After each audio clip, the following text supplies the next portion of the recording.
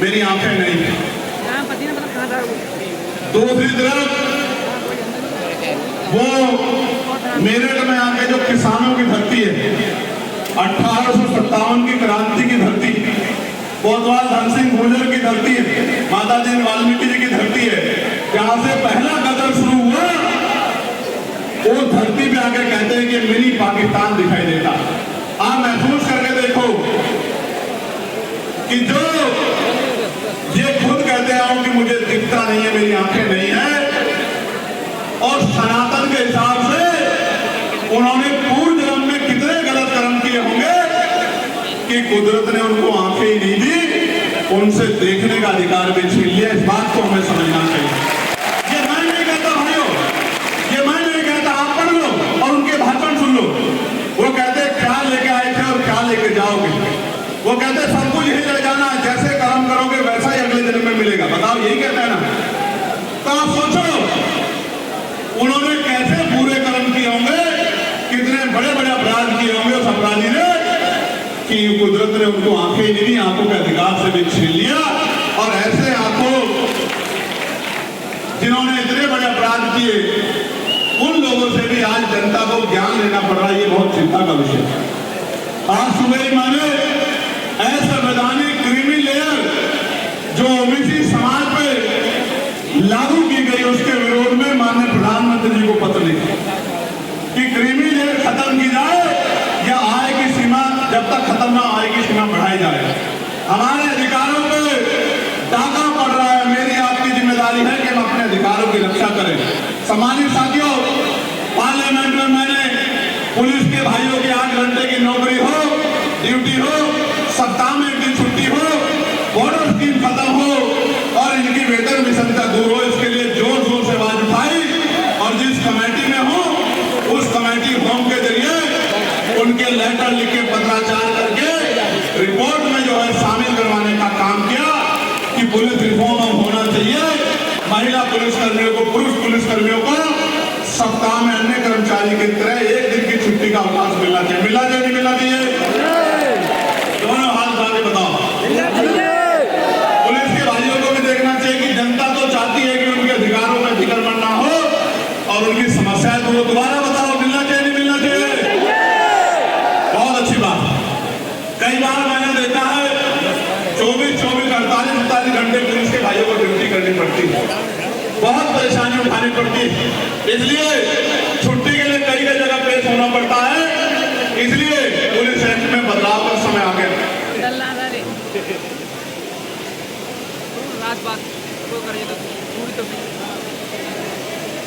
PRD के जवानों की जो वेतन विषमता वो दूर हो,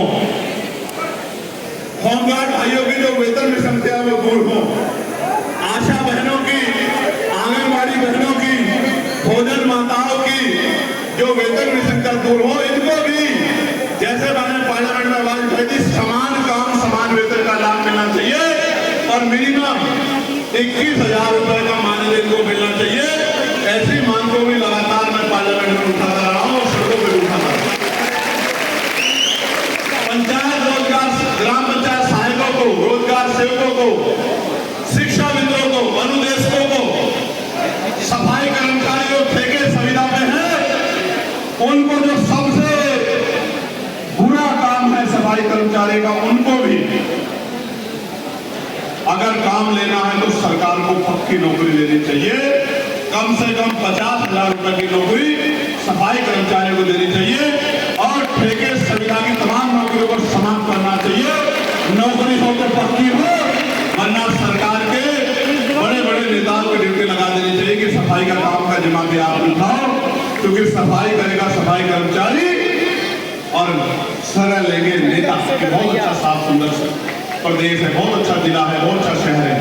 प्यारे सामान्य साथियों, बहुत सारी बातें आपसे करनी है, गर्मी भी बहुत है, देखिए कुछ चीजें हैं जो आपसे पूछना चाहता हूं और ये भी विश्वास चाहता हूं कि आप लोग बताएं कि क्या आप लोग हमारी मदद करोगे, नहीं करोगे?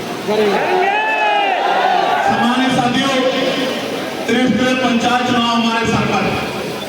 त्रिस्तरीय पंचायत चुनाव में ग्रामीण सरकार बनेगी। प्रधान बनेंगे, ग्राम पंचायत के मेंबर बनेंगे, क्षेत्र पंचायत के सदस्य बनेंगे, जिला पंचायत के सदस्य बनेंगे, ब्लॉक के प्रमुख बनेंगे, जिला पंचायत के अध्यक्ष बनेंगे। ग्रामीण क्षेत्रों में विकास बहुत दूर है। मैं आपसे पूछना चाहता हूं, जब आपने एक सांसद बनाया तो उसने पार्लियामेंट में जाके आपकी समस्याओं को बुझा कर रख दिया और सरकारों को मजबूर कर दिया। चाहे उत्तर प्रदेश में जो स्कूल बंद करने का काम उत्तर प्रदेश की सरकार ने किया था, अभी प्राइमरी स्कूल कंपोजिट स्कूल के नाम पे बंद करने का, उसको आंदोलन करके सवाल खड़ा करके उसको वापस कराने का काम इसलिए किया कि ग्रामीण क्षेत्रों के सरकारी स्कूलों में गरीबों के बच्चे पढ़ते हैं, किसान मजदूरों के बच्चे पढ़ते हैं। अगर शिक्षा का रास्ता बंद होगा तो किसका रास्ता बंद होगा, आपको मुझे समझना चाहिए। और आप और मैं ये भी जानते हैं, चाहे संत गाडगे जी महाराज हो, चाहे नारायण गुरु हो, चाहे ब्रह्मानंद लोधी जी हो, चाहे राष्ट्रपिता ज्योतिबा फुले हो, माँ सावित्रीबाई फुले, माँ फातिमा शेख हो, या बाबा साहब अम्बेडकर हो, सभी ने कहा कि शिक्षा शेरनी का दूध है, जो पिएगा वही दौड़ेगा। फिर ये सरकार ठेके ज्यादा खोल रही है, स्कूल बंद कर रही है। इस बात को हमें समझना पड़ेगा कि ये सरकार हमारे लोगों को शराबी बनाना चाहती है, नशेड़ी बनाना चाहती है, हमारे युवा को ताकतवर नहीं बनाना चाहती, शिक्षित नहीं बनाना चाहती। सामान्य साथियों, क्या मैंने आज तक या भीमार में आजाद समाज पार्टी ने अपने काम में गोली छोड़ी? कहीं अगर आपको जरूरत पड़ी हो, आप पे जुल्म हुआ हो, आपका हाथ छोड़ा, आपके लिए तमाम तरह की लड़ाई लड़ने का प्रयास किया, लेकिन जो हम लोग करना चाहते हैं उसको करने के लिए हमें राजनीतिक शक्ति की जरूरत है। और राजनीतिक शक्ति आपके हाथ में, आपके हाथ में। आपने सबको मौका दिया है, आपने सबको ताकत दी, आपने सबकी आवाज मजबूत की है। क्या आपके भाई चंद्रशेखर आजाद को और ये जो मंच पे आपकी लड़ाई लड़ने वाले इतने लोग बैठे, क्या इनको ताकत मिलनी चाहिए नहीं मिलनी चाहिए, बताओ? आपकी ताकत को कमजोर करने के लिए आप देख रहे होंगे बहुत बड़े पैमाने पे अभी से धन बल का प्रयोग होने लगा। लेकिन मैं जानता हूं कि ये स्वाभिमानी लोग हैं, किसान का मेरे जो लोग हैं, मजदूर तबके के जो लोग हैं, जो बाबा साहब अम्बेडकर को, फूले साहब जी को मानने वाले लोग हैं, सरदार पटेल जी को मानने वाले लोग हैं, ये स्वाभिमानी लोग हैं। क्या कहे दुश्मन आपकी वोट को नोट से खरीद सकता है? जोर से बताओ, वोट का अधिकार हमें क्यों मिला है? वोट का अधिकार हमें गुलामी की बेड़ियां काटने के लिए और स्वाभिमान सम्मान की जिंदगी जीने के लिए मिला है। क्यों? बहुत गंभीर बात सुनो। बाबा साहब अम्बेडकर ने जब वोट का अधिकार दिलाया तो उनको ये एहसास था कि जिन्होंने हजारों साल हमारे उखड़े हुए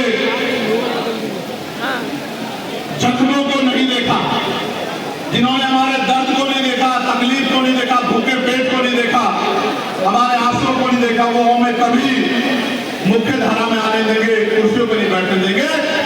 इसलिए बाबा साहब ने लोकतंत्र में वोट की ताकत जनता के हाथ में दी। अगर हमें कुर्सी में बैठना है और कुर्सी में बैठ के काम करना है, काम करवाना है, तो हमें राजनीतिक शक्ति अपने हाथ में लेनी पड़ेगी। मैं मुसलमान भाइयों से भी कहना चाहता हूँ, बरेली एक बहुत बड़ा मरकज है, एक बहुत बड़ी शानदार जगह है। ये मंडल ही अपने आप में ऐतिहासिक है। कब तक लूटते रहोगे, कब तक पिटते रहोगे, कब तक ठगे जाते रहोगे? पिछड़े वर्ग के भाइयों, मुस्लिम भाइयों, गरीब दलित आदिवासी भाइयों, किसान मजदूर भाइयों, कब तक दफ्तरों में कागज लेके खड़े रहते हो? आज ना आपकी मस्जिदें सेफ है, ना खानकाहें सेफ है, ना दरगाहें सेफ है, ना कब्रिस्तान सेफ है, ना आपकी जमीनें सेफ है, ना आपके कारोबार सेफ है। जब सब कुछ लूट जाएगा तो वो लूटे हुए लोगों फिर क्या करोगे? आज समय है, लोकतांत्रिक व्यवस्था आपने सबको अजमा लिया। पिछली बार 2022 में आपने 93% वोट एक पार्टी को दिया या नहीं दिया? बताओ, क्या वो सत्ता के करीब पहुंच पाई? इस पूरे पश्चिम उत्तर प्रदेश में दलित पिछड़ा मुसलमान अगर एकजुट हो जाए तो गरीबों की तरफ आंख उठाने वाला कोई आदमी कुर्सी पे नहीं बैठा। किसानों को लाठी लगवाने वाला, किसानों की जमीन को छीनने वाला एक भी आदमी वो कुर्सी तक नहीं पहुंच पाएगा। अगर आप लोग मन पक्का कर लो, अगर आप लोग मन पक्का कर लो और अपनी लड़ाई को जिम्मेदारी उठा के काम पे लग जाओ तो वो दिन दूर नहीं कि आपके पास ताकत होगी।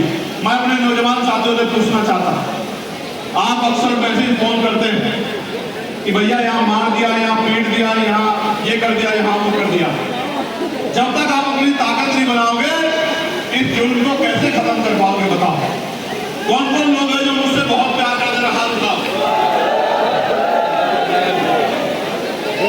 नीचे करो। अगले 5 मिनट